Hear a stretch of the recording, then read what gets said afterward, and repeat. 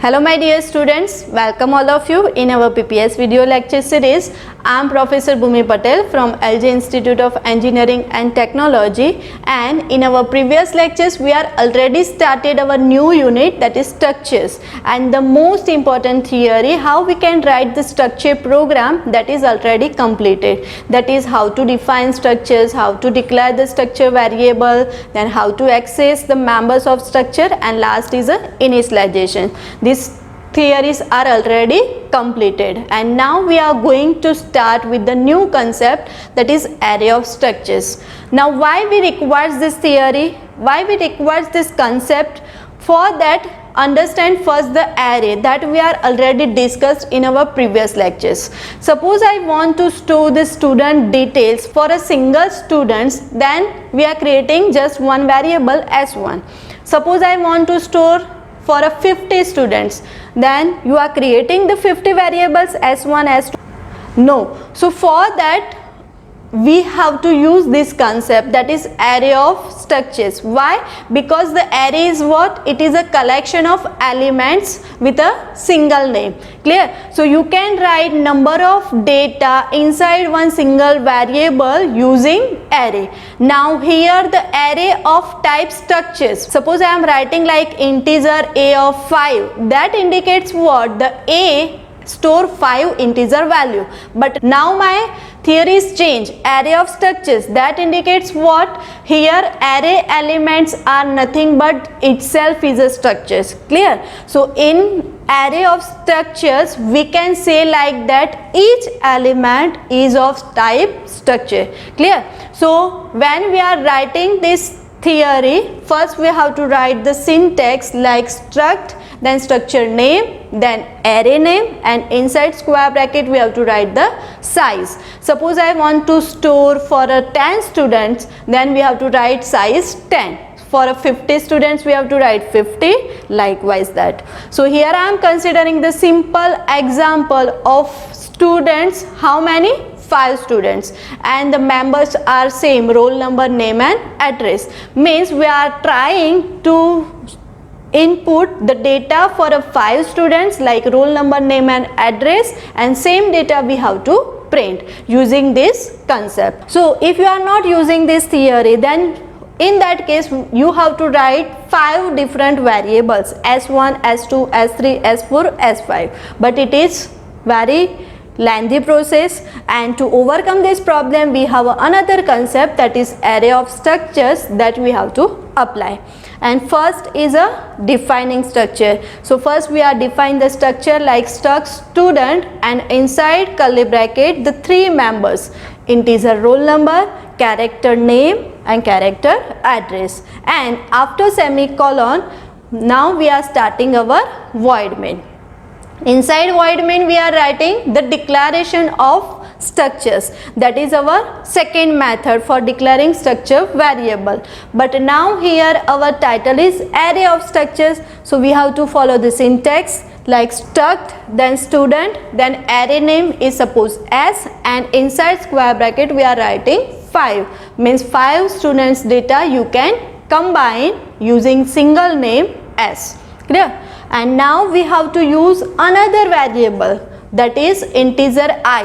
Why? Because when you are writing any of the program using array you need a for loop. So here in a for we are writing I equals 0, because I is always start with 0 index for a array, I less than 5 and then I plus plus, and inside for loop we have to write the printf and scanf for reading the data from the user.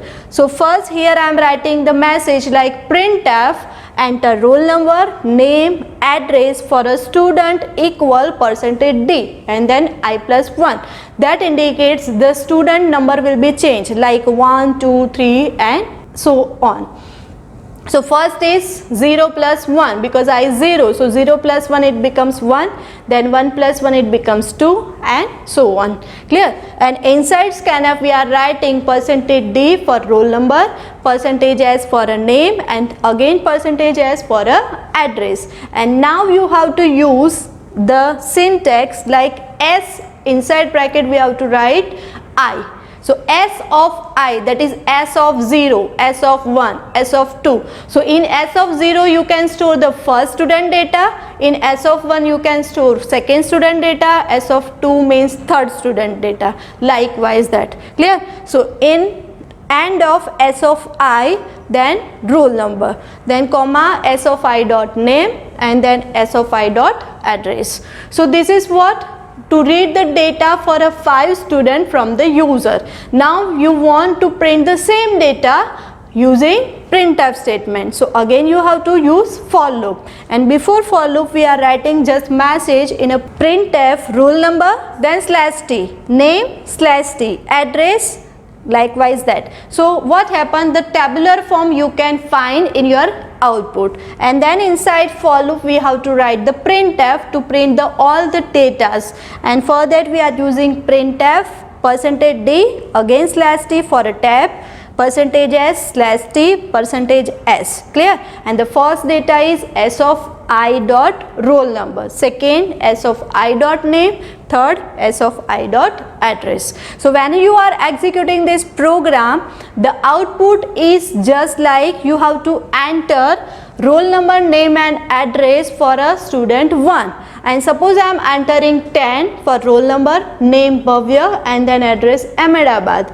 Same message you have to repeat for a second student, enter roll number, name and address for student 2. Here I am considering only 1, but actually it asks for a 5 students. Clear?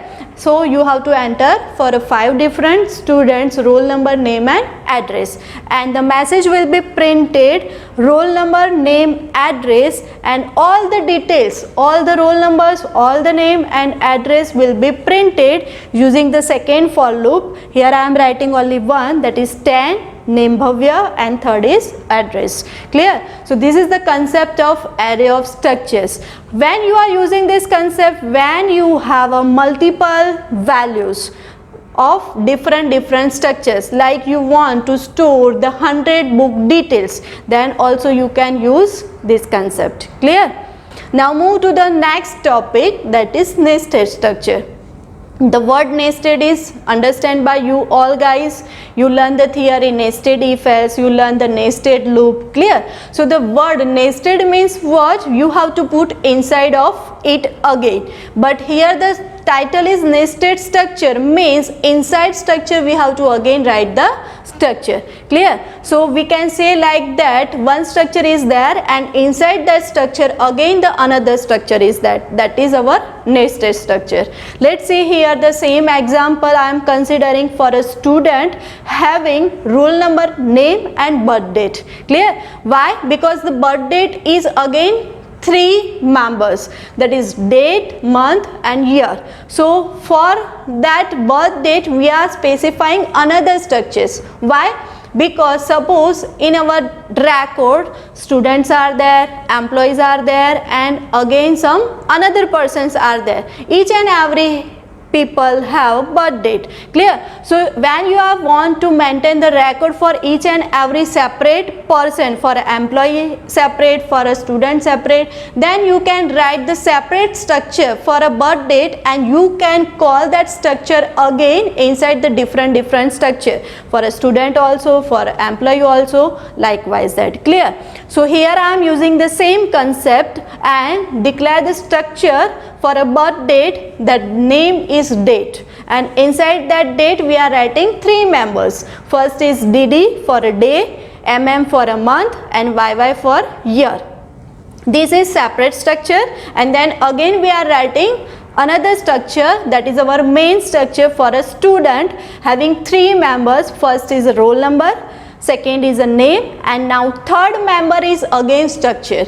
That is the concept of nested. So inside struct again we have to write the struct keyword and then the name of structures that you are calling inside the structure, that is date, and then the variable, that is b date. Clear? So this is the concept of nested structures. Now how you can access the member when you are using nested structure? So let's see here, in a void main first we are declaring the variable for our student structure, that is struct student s, and then we have to print the data like enter roll number and name, and then we are to read the data using scanf function %d %s and then end of s dot roll number s dot name.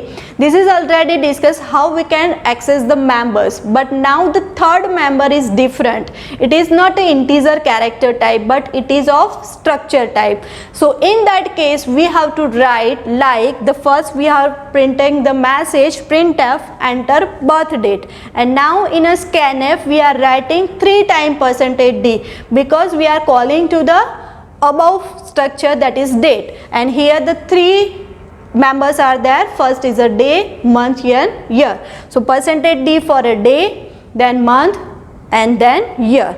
And here I am specifying m%s dot b date dot dd. That indicates what? S is original structure. Then inside that we are using another variable, that is b date, and then inside b date we are accessing the day. Clear? So likewise that when you are using the nested structure you have to put double dot. Clear? And separating with each and every members. Clear?